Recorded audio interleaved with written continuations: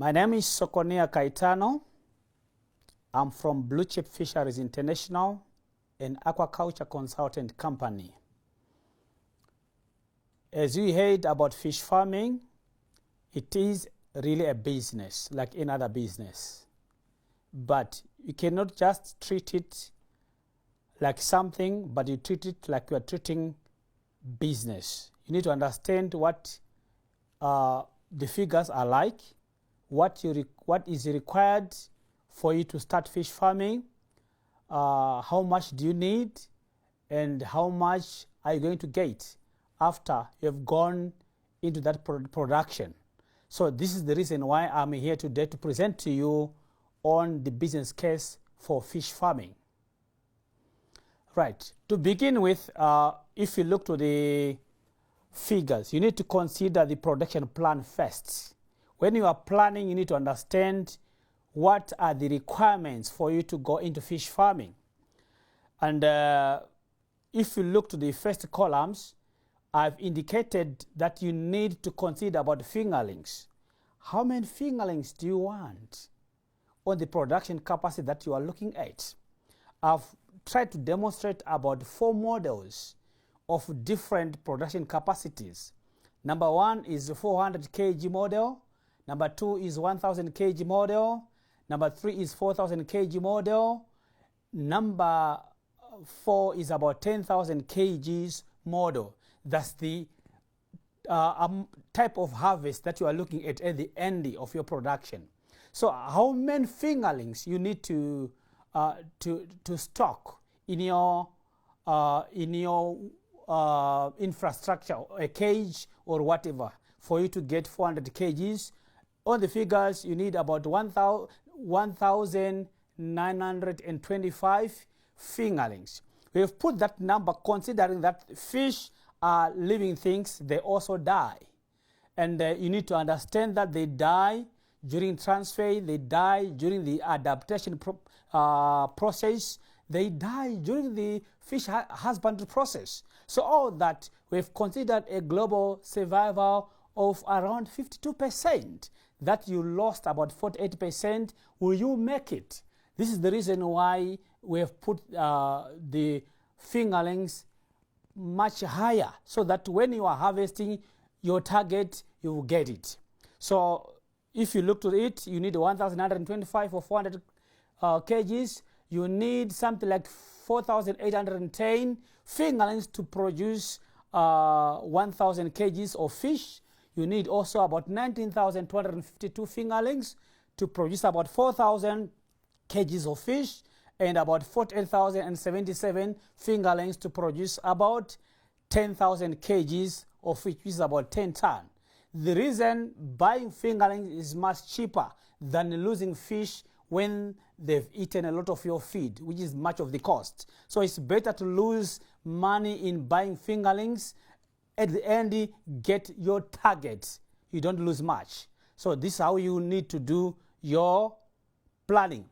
Then you need to understand now that when you stock your fingerlings, you are going to lose about 65% when your fish are at the fingerlings stage, before they are at the juvenile stage. So when they are going at the juvenile stage, after, you need to consider that you have a survival of 65%, which means from 1,925 on the 400 kgs, you will be having about 1,251 fish. On the 1,000, you'll be having about 3,127. And on the 4,000, you are talking about 12,250, and you are talking about 31,291 after subtracting the 35% of mortalities, considering 65% survival. Then from the juvenile stage, fish won't die much, because they would have grown. So you are likely to have a survival of 80%. What does it mean? It means on that 400 kgs, you are going to remain with about 1,000 fish in your water body. You are going to remain about 2,500 fish in your water body. For the 1,000 kg one, you are going to remain about 3,000 fish. On the 4,000, and are going to remain about 25,000 fish in your water body for the 10,000. So after that now, and you grow your fish to have a size of a BW 400 grams. That is the average body weight, which we call the table size. What does it mean? It means your biomass at harvest will be now 400 kgs, 1,000 kgs, 4,000 kgs, and 10,000 kgs. So you need to consider this on your planning. So what do you require for you to manage that production capacity that I've explained in terms of Capex? You know, when you want to produce 400 kgs of fish growing to 400 grams ABW, you need a cage model of 18 cubic meter cage model, which costs you about $552 for you to have that cage. And for a 1,000 kg production cage, you need a 32 cubic meter cage model. That will cost you about $986. These are in US dollars. And if you want 4,000 kgs cage model, which is about 125 cubic meter, you are looking at $3,450 US dollars.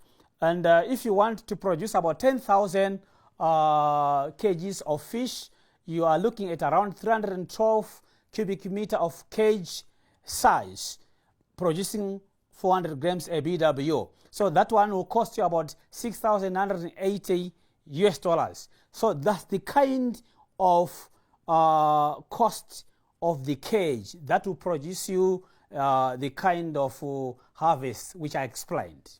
On the figures now, you need now to consider the general operating expenses which I've indicated. As I said, I'm demonstrating the 4 models of production capacity, which is the 400, the 1,000, the 4,000, and the 10,000.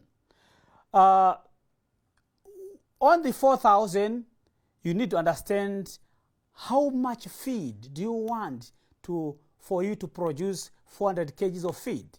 You need about 600 kgs of feed.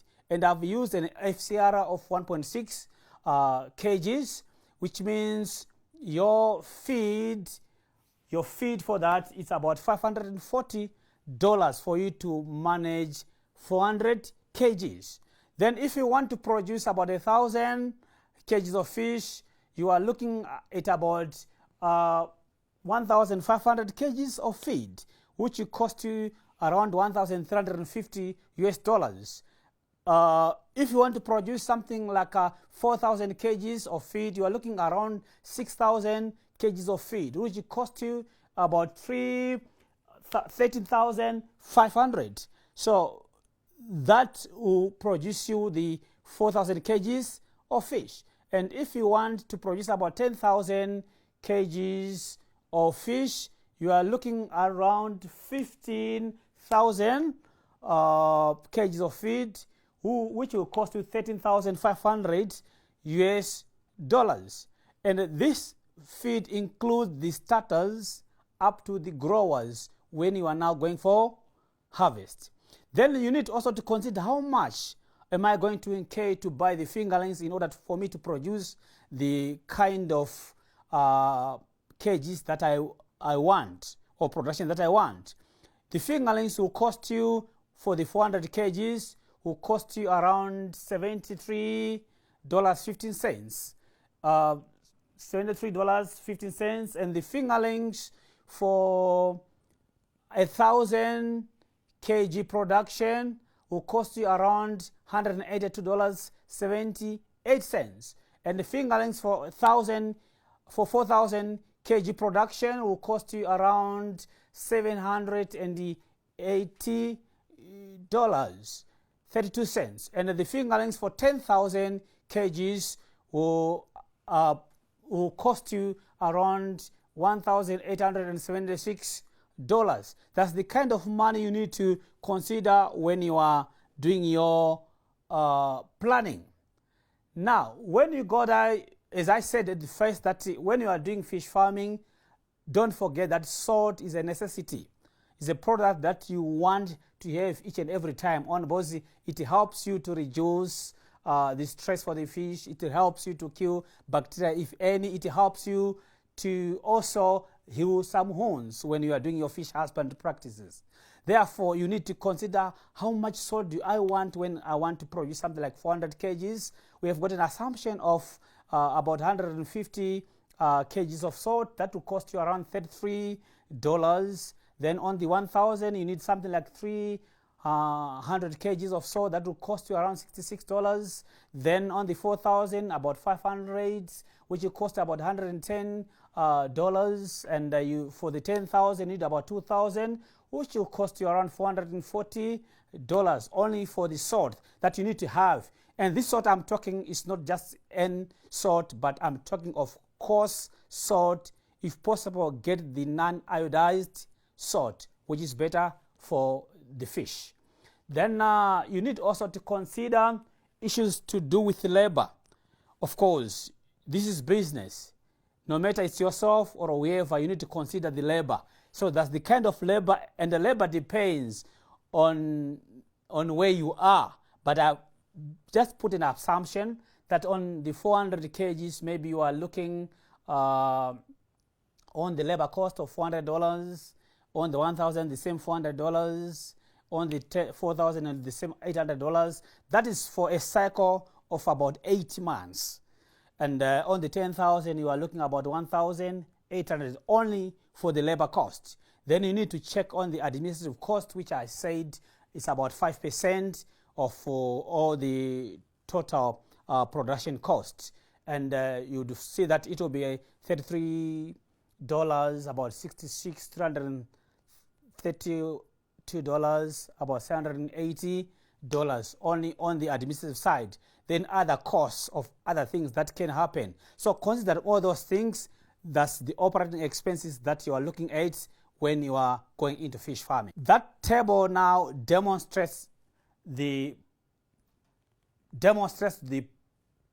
possible profit and loss for the 4 kind of models that I tried to demonstrate. On the sales, I've assumed that you are selling your fish at a retail price, the current one, which is at $3.50 per kg. And for 400 kgs, it means you are looking at 1,400 sales. For 1,000 kgs, you are looking at 3,500 sales. For 4,000 kgs, you are looking at 14,000 sales. And for 10,000 kgs, you are looking at $35,000 just on sales. Then we put the Capex, which is the kgs. 532 for the 400 kg, 986 for the 1,000, 3,450 for the 4,000, 6,180 for the 10,000 kg operation. The operating expenses now, you have expenses on feed, which is 540, 1,350, 5,400, and 1,300, 13,500. Then for fingerlings, you've got 7315, 182, 78, 730, 1,826.90. For salt, you've got 33, 66, 110, and 440. For the labor, you've got 400, 400, 800, and 1,800. In administration, 33, 80, 312, and 782. Then others, that's 20, 60, 200, then 800, depending to the capacity that you are doing. So the total expenses, including the kgs, you know, on the 400 kg production, you are looking at $1,631.15. On the 1,000, you are looking at $3,124.78. On the 4,000 kgs, you are looking at $11,282. On the 10,000, you are looking at $26,134.93. So what does it mean? On the net profit, it means the one who is going for only 400 kgs, for him to manage, get profit, you get minus $231. There is no profit for the one who has got little production, with about 400 kgs. Only because the other man, you have to pay the kgs and other operation costs. So on the first year, there is no profit. But on the second year, it means you won't buy the cage. You've got the cage already. It means that's when you start to get your little profit there. Then on the 1,000 kgs, you've got a net profit of $375.22 after paying all the kgs and the operational costs.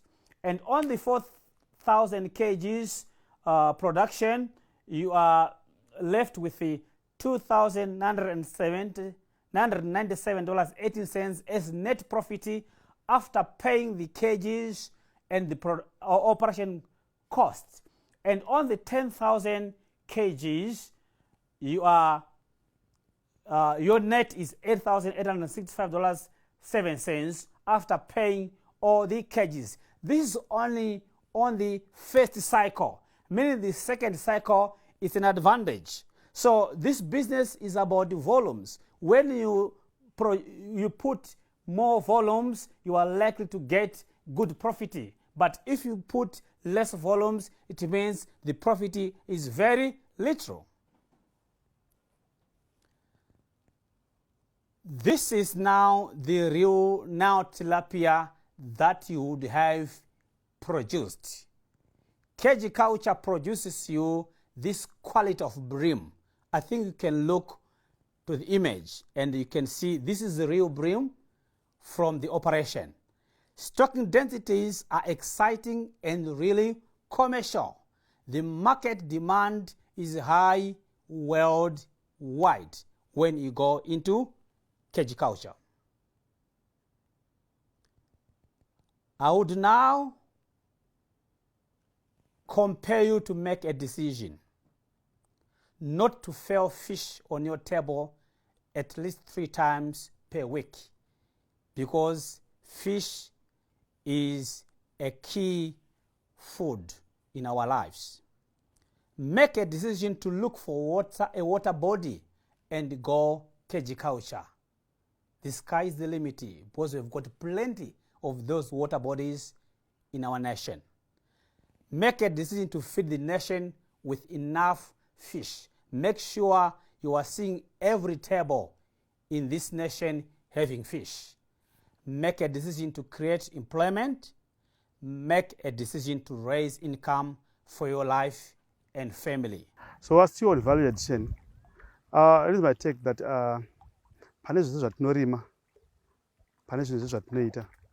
if we start considering issue of value addition, that's when we start making a lot of money.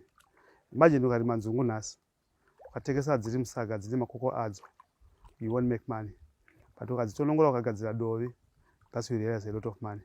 The same, I can take a cue from Mnakatanga nokuno popa chibage chiti mandate mapeki tudiki tuyate, where you see my shops mandate akapeka to my shops. That alone, if you take 5 of those, you get an equivalent of a bucket. But in short, at Kwanekana even a kg, but value at Negaji almost a value a bucket one.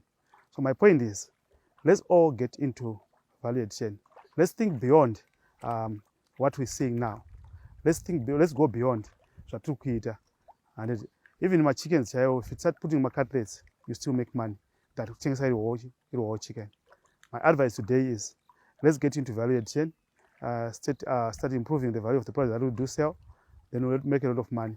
Even with my forge, those who are selling my Zakapeko or Dharma King's in my shops, they are selling more than value kg as per pack. That's how we make money. So think beyond the borders. Think beyond the limit. You have to don't be limited in terms of the way we think. Let's look beyond Zatukita now and start doing value addition. The disadvantage we have as a country though is Wakaita Mari maybe never thought about it. Some people want to build a big machine, but if you go to the industry out there, then you start doing value addition. Any product will then revive our economy. It's all goes back to us. It starts with us. Hakuna mtu mmoja atenge kutipushira. Ndito kwanza uzvitatega. So pano whatever Zatukita now, let's think about value addition. Suppose you have 100 kgs of fish. If you had to sell them as whole round, you are likely to sell them at $250 US. That's the minimum price. That's at $2.50 per kg. If you start doing value addition, You are from 100 kgs, you get, if you are doing what we call skin on fillet, you get 40%, which is 40 kgs. Fillets are going for not less than $10 per kg. So say suppose you are selling them at $9 a kg, even $10 a kg. At $40 you get $400 from $100 from 100 kgs of fish. When you do value addition on fish, the only thing that you throw in a bin is the scales. That's the only thing that we don't use from the fish as products. The fishes takes almost 25% of the body weight, which means if you have 100 kgs, you get 25 kgs of fish heads. They are going for $1 a kg.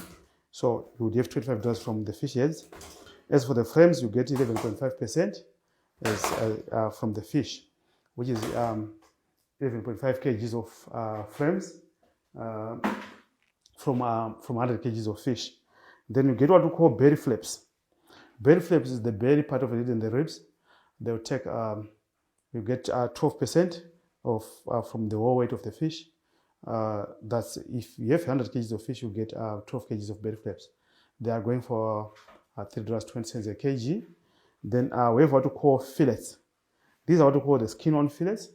Skin-on fillet, you get 40% of the total weight as yield, which means if you have 100 kgs of fish, you get 40 kgs of skin-on fillets. If you are doing what we call skin-off fillets, it means you get 34% as yield. So in terms of, if you get the guts, that's the intestines, they would have fat, and the fat we use to we get fish oil out of the fat. So you boil the guts, stir the guts while we're boiling them, then you get fish oil out of the guts. So in terms of value addition, you make more if you start doing what we call value addition in any other product. In fact, that's what our country is lacking on, the issue of value addition. We do farming, we do farm a lot of products. Take for instance, we do soya, maize, and quite a number of things, even sunflowers. We export maybe to South Africa and other countries. Then we in turn go back and buy cooking oil from those countries. So what we need to do is we need to move on to the issue of value addition. That's where we start making more money in any other product. So in terms of fish, in fish, if you do value addition in fish, you make more money than selling the raw fish as a raw fish.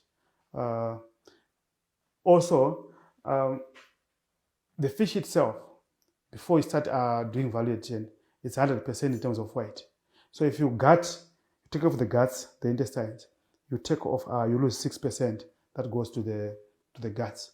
That's from the total weight, which means after gutting, you are left with 94%. That fish, you already have started adding value to that fish. So it's either raw gutted, frozen, or you do the fillets, then you make money from value addition.